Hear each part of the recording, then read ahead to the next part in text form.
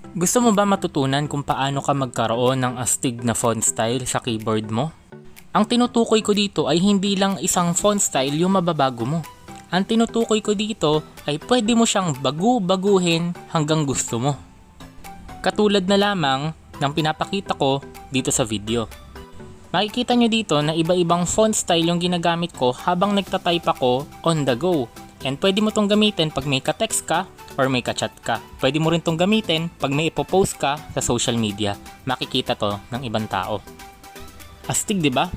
So huwag kang mag-alala dahil today, ngayong araw, ito yung ituturo ko sa inyo.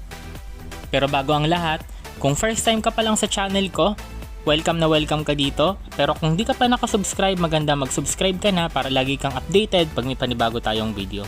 So let's start! Calling out Mayday.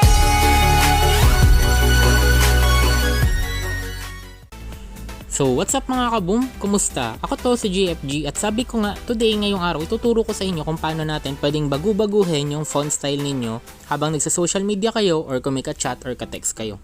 So actually sobrang simple lang naman ito. So ang kakailanganin nyo lang gawin, i-download nyo lang to, yung fonts. So actually sobrang dami nyo makikitang fonts sa Play Store na mababago din yung font style ninyo. Pero ito lang yung nakita ko na isa sa pinakamaganda kasi on the go, nababago mo agad. Unlike yung iba, kailangan manually, pupunta ka ulit ng settings para baguhin mo. Ito, habang nagtatype ka, pwede mo na agad baguhin kagaya ng pinakita ko kanina.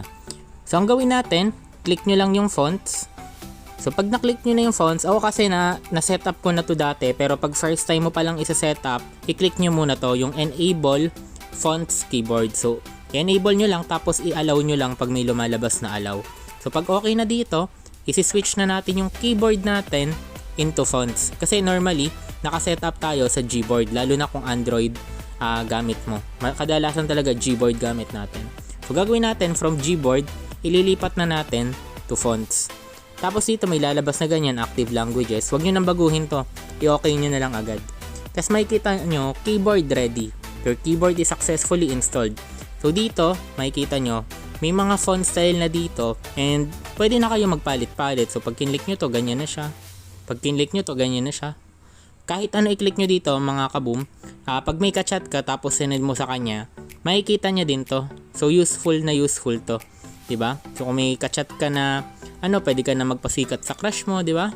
Sa nanay mo, diba? May hilig yung mga mami natin minsan sa mga ganito eh.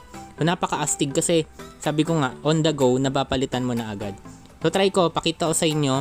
I-chat ko yung isang account ko, kasi papakita ko sa inyo kung makikita pag nag-switch account ako. Ito mga kaboom, i-chat ko yung sarili ko, tapos i-open ko mamaya yung yung account ko na to. So lagay ko lang, hello, kamusta? Tapos baguhin lang natin. Okay na yan kahit medyo nagtatypo tayo. Baguhin na lang natin.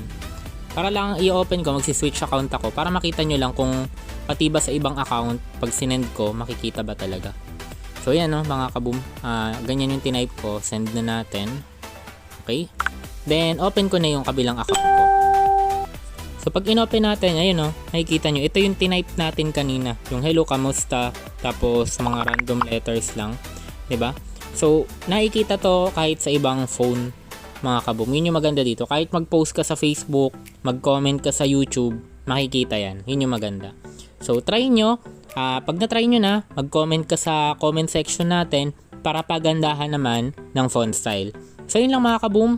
Maraming salamat sa panonood ninyo. Ingat kayo palagi at maraming salamat.